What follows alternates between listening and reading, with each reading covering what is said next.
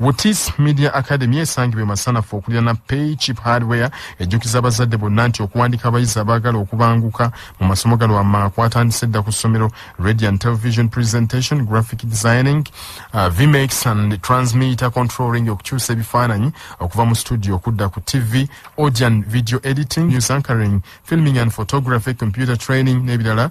Ng'era mwewandiise ku ttendekero lyabwe obudde bukyali. Wotis Media Academy tuli banjawulo nnyo ku matendekero amalala kuba tusomesa practical skills oba hands on mu masomo gaffe gonna. Ebisingawo ojja kuba ku ssimu 0753 24 242 oba 0753 24 243. Wotis Media Academy esangibwe masanafu okulira na Pay Cheap Hardware ejjukiza abazadde bonna nti okuwandiika abayizi abaagala okubanguka mu masomo gano kwatandise dda ku ssomero Radio and Television Presentation, Graphic Designing, VMix and Transmitter Controlling okukyusa ebifaananyi okuva mu studio okudda ku TV, Audio and Video Editing, News Anchoring, Filming and Photography, Computer Training n'ebirala. Ng'era mwewandiise ku ttendekero lyabwe obudde bukyali. Wotis Media Academy tuli banjawulo nnyo ku matendekero amalala kuba tusomesa practical skills oba hands on mu masomo gaffe gonna. Ebisingawo ojja kuba ku ssimu 0753 24 242 oba 0753 24 243.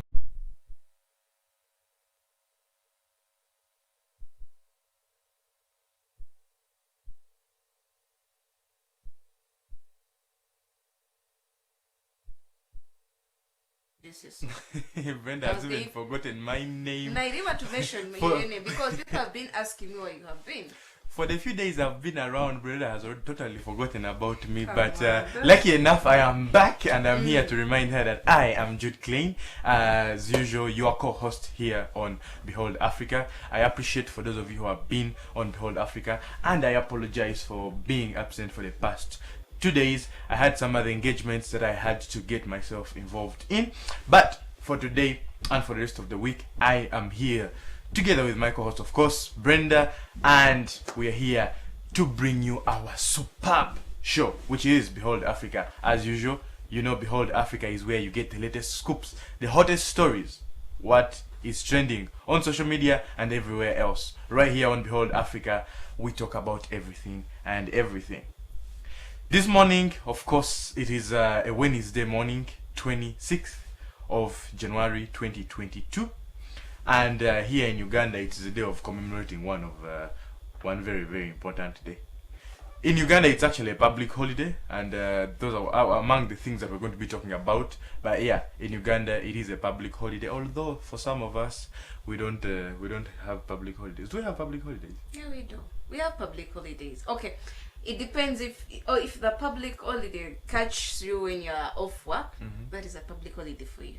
But you have to. But if you're on duty, you know what the kind of job we do. Anytime you're called upon and you are needed, so we are just so imagine. That's why I say that we sort of don't have public holidays, because even on public holidays we are right here on set. We are right here in studio to bring you what is happening around the world. Otherwise, I don't know, you might be left behind. But yes, as I was saying, today is a public holiday here in Uganda, 26th of January. Brendan, you know what public holiday it is? It is possible that you're among the few people out there. You know, some people get hit abruptly by public holidays. You tell someone today is a public holiday and they go like, really? What public holiday is it? Has this happened to you before? I have friends and they have people. They're not good at dates, and I think they're so much taken by their kind of work. And there are those who will tell you that the kind of work, I even don't think about public holiday. Like, it doesn't work on me. Yeah, it doesn't. It's only that if he doesn't have that titular work on that day, he won't work. But he's not affected, or he doesn't run on the public holidays or any other, unless if the country is at stop and they tell you not to go for work, well, which is also a rare instance in Uganda. True. Yeah, there are those who will not understand that public holiday. Yeah, you recognize it. Okay, there you have told me. Yeah, life continues. Yeah. Just like even the first 2 seasons we just completed, there are those who even go to work even during the Christmas day. I've also seen that happen. Or else, of course, as usual, Mm. some workplaces, even those who do require you to be at work, they'll still give you some few hours to rest, but you have to be at work at some point. But anyways, I was saying today is a public holiday, and today's public holiday is Uganda's. How do you even call this public holiday? I've sort of forgotten what it's called. But yes, this is the day that we saw the ruling party come into power, which is the NRM, which is the ruling party here in Uganda, which is Liberation Day. yes. Thank you. Yes, today is the Liberation Day. We celebrate the liberation of our country. Not sure why it is specifically called liberation, but yes, today is Liberation In Day. Uganda, they say it when nunula. I would say when. From who? Because I assume liberation is freedom. Yeah, so Yeah, or when freedom day. Okay, yeah, but okay, probably it is possible. But yes, today is Liberation Day here in Uganda, and we commemorate the day that the ruling party came into power, and from that day till this very day, we have been led by the ruling party, which is NRM, that is of course headed by His Excellency our President Yoweri Kaguta Museveni. But yes, today I assume just like any other Liberation Day, there are going to be celebrations at Kololo. Yeah. Yeah. It depends because sometimes they keep on changing. I haven't gotten their schedule yet, but we're yet to find out where they're going to be holding their event. And it's actually a big day for them because it's for a day for them when they came into power. So basically, it's a day. There are those who don't see the reason why they even should be interested in celebrating this day, but it's on the calendar. We have to celebrate. Yeah, for all those formally, we understand that all those who are into the formal or the public sector, they're on a public holiday. Yes, trust me, most definitely. they are. Most So definitely. it cuts across. If you don't understand it, it's on the calendar and you have to follow it. Well, don't forget that you are on Behold Africa. We bring you the news happening there and there. We tell you some of those trending stories that you don't need to miss out, and also some of those top out stories that you only get here on Behold Africa. On Behold Africa is brought to you by the Families and Protection, who say rights matter and they're there to protect them for you. Well, please, we always emphasize as you're watching us live here, wherever you are, maybe you are in your bed or you're under the bed, you know that those are also it depends on whatever posture I don't is know if comfortable for you. it will be very interesting to find that someone is watching Behold Africa from under the bed. No, like that's an interesting place to be. This is the comfortability I'm talking about. Like you're not put on hold that I'm supposed to be seated in the chair then I watch maybe the television. No, as long as you have your data loaded on whatever, and it may be on the phone or the iPad, whatever you're using, you can watch us live. Maybe you're at work, you're on your way to work. Just catch us live here and share the link and follow us, please. Discuss with us, share some of your comments of what you think of what is going around here and there. And just I would like to make it open for everybody of us here that the news we are bringing, and I will say you already brought us the day of the liberation, and that is what is happening. But now we go into other news where you're seeing over the weekend we had the sad news of our loss of the governor. Mutebiri, who lost his he was in the hospital in Nairobi. It was we all know he has been in he was given another term for 5 years, and he's roughly not yet a year because they gave him that post in April last year. So, and this is it came after him being in that seat for a long time or period. Actually, it raised doubts on him why they gave him posted him on that seat, on him being the governor of Bank of Uganda.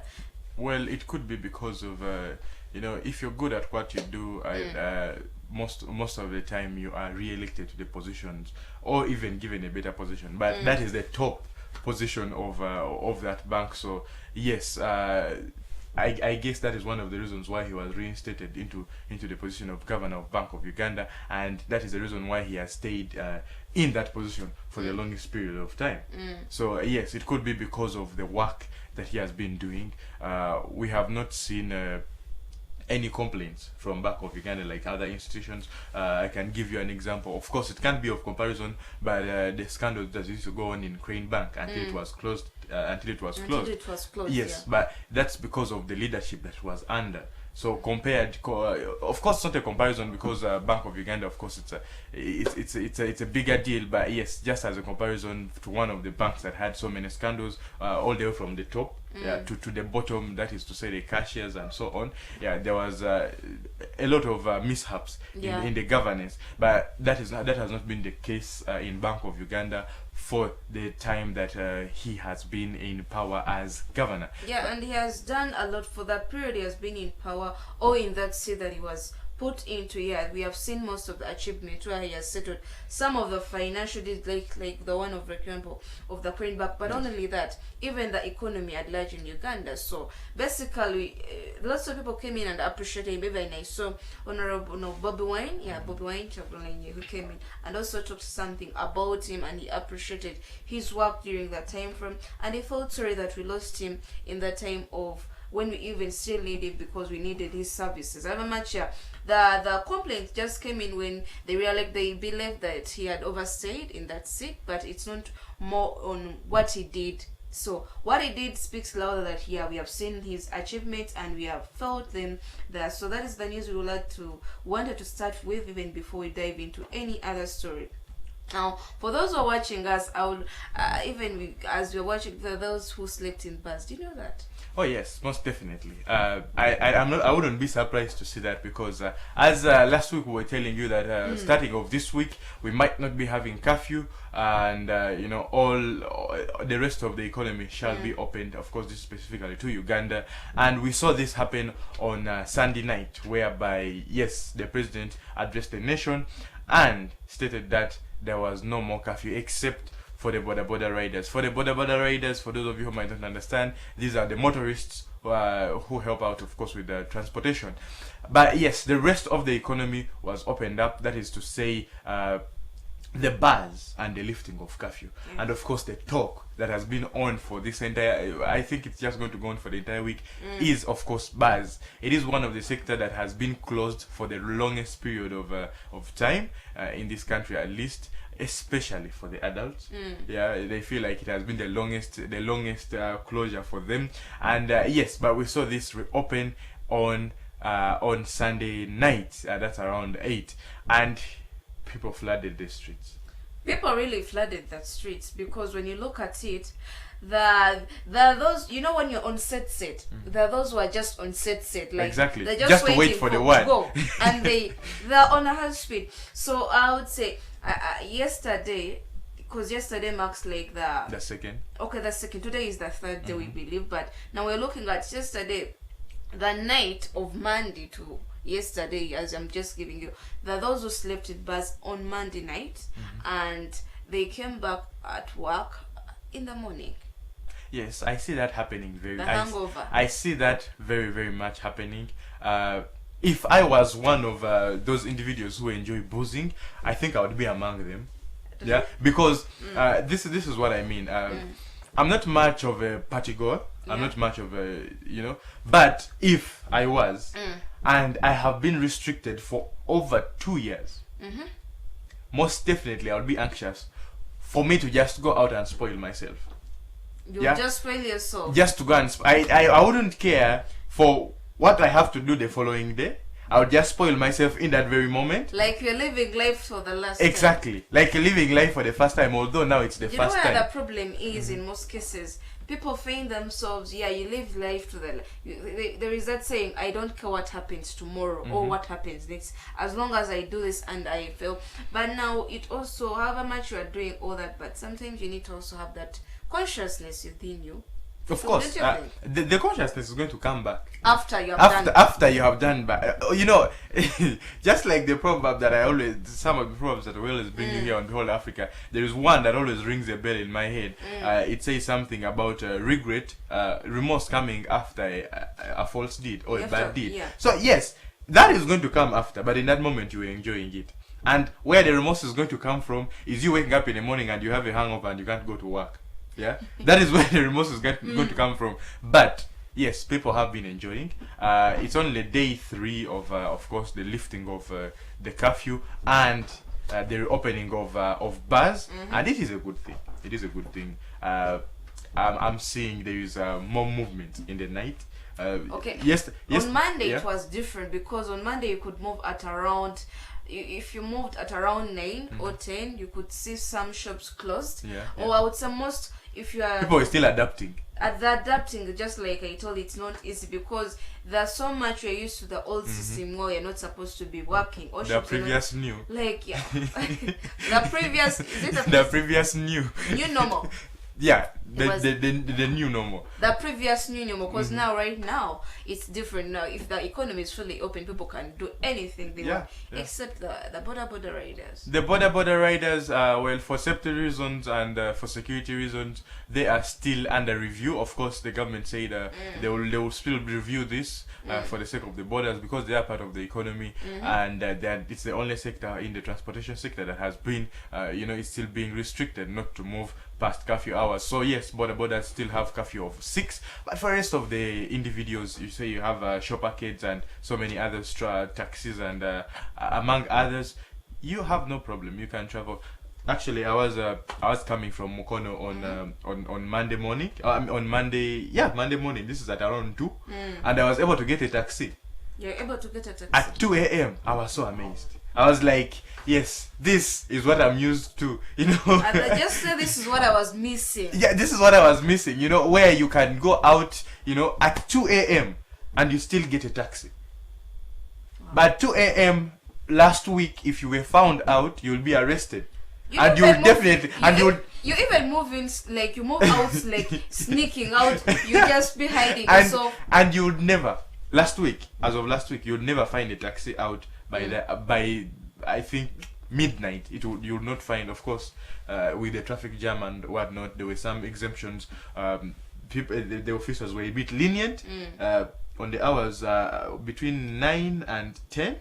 Yeah, of course, curfew stopped at 9, but they were a bit lenient between that hour, and then thereafter they became very strict. But I was just amazed that I was able to get a taxi at 2 a.m. Yeah, the reason why you're sharing some of our experiences, it's just we are giving you a picture out there. For those who are not in Uganda, this is the situation we're living in. Yeah, we're into the 3rd day where the economy is fully open, especially for the bars. I talk about the bars because the night working people businesses that are mostly affected. There are those who saw the foodstuffs, the people who sell foodstuffs, especially for those people who come back home and they're at late night, but they're unable to operate during that time because you all know the curfew was put at 7. So imagine now you can freely move at any time without being restricted. By the time you can go anywhere right now without being restricted. But I'm worried, is also the other law going to be working? Which one? If you're not vaccinated, then if you don't have a vaccination card, then you cannot access those areas, or maybe the bar. Well, all of this is under review, and probably in the next address by either the president or any other ministry, this shall be communicated. But I think, in my opinion, that is what is going to happen. Where vaccination cards are going to be mandatory. You have to present it before you can get into any public building. You present a vaccination card before you enter bar? Yes. Wow. Otherwise, you should. I'm waiting. I don't know how it's going to be done, Yeah. or how it's going to be implemented. But it could be implemented in one way or another. But that of course would require some input of resources. That's of course deploying some security, not just there are other security agencies. They need to be not private security agencies. They but need to take extra caution and extra measures to ensure that some of the law, especially for those who are not vaccinated, to access the bars or even these gathering areas, maybe the concept works. Because trust me, even if when we have been, I'll just give you an example. When we have been in the lockdown, there are some bars that are still operating. yes, I've also seen that. They go and even arrest them, but they come back and work the following day. So you could imagine. But that is what is happening here. You have people selecting bars, and it's still continuing. Either those even who are vowing that they're vowing